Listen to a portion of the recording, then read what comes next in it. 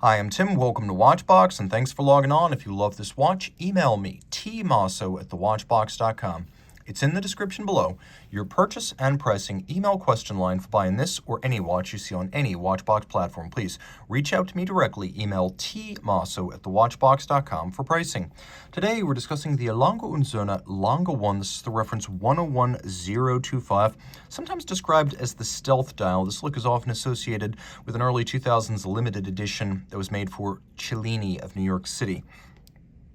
This watch that you see here in platinum is 38.5 millimeters in diameter, 10.1 millimeters thick, and from lug tip to lug tip, 47.2 millimeters, with a 20 millimeter spacing between the lugs. On my wrist, which is 16 centimeters in circumference, it wears quite easily and comfortably. You can see it's flat enough to fit underneath the cuff. And particularly when you look at it down the barrel like this, you realize how much clearance I've got on either side of my wrist. You could wear this watch on a wrist as small as 13.5 centimeters circumference. In platinum, with a solid silver dial, it has a satisfying weight to it.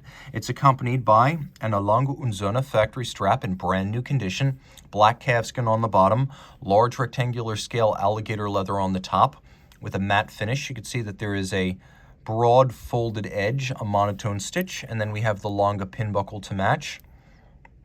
You can see Brogioli and their maker's mark on the pin buckle. And on the case, let's see, who made the case? Lange doesn't make its cases, so you'll always see a maker's mark that's not Lange's. Sometimes. FTOR, Centror, and SUG generally make the cases. Well, we'll see if that case maker's mark shows up later in the review. Now let's take a quick look at that buckle. What's fascinating with the buckle is that there's actually a lot of smart design going on here. You can see that the bridge is elevated over the prongs on the side, and that's so when it's actually on your wrist, the strap will sit inside the buckle rather than adding thickness and stacking up underneath it. We also have this little retaining bar. So if you're like me and you have a small wrist, you can use the smallest hole or maybe even punch a smaller hole. Sometimes once a watch is on the wrist, it can be hard to remove. So this little retaining bar prevents the strap from getting pinned on the pin. It can't slide all the way down, making it easier to remove the watch if you've strapped it on tightly. The watch is platinum, which means it is ultra white and very dense. Most of the case is in polish, but the mid case all the way around is satinated for contrast.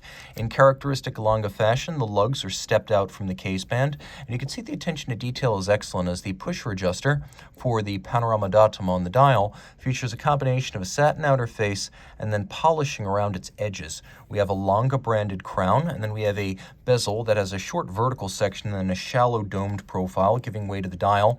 The dial is what Patek Philippe would call opaline, or a frosted matte finish, with the exception of the interiors of the sub-registers, which feature concentric patterns.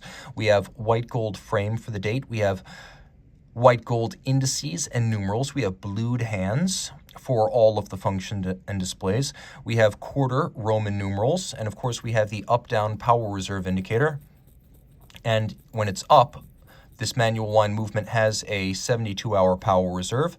We also have a pusher adjuster for rapidly cycling the panorama datum. Fun fact, that double-digit date was originally a JLC patent that was transferred within Richemont over to Lange to help get them up and running in the early 90s. Now on the reverse side, you can see that we have the L901. 90 means that's the year work started on the movement. 1 means it was the first movement started that year, and in this case it's .0, so this means it is the original version of the movement. That's how you decode a Lange movement reference.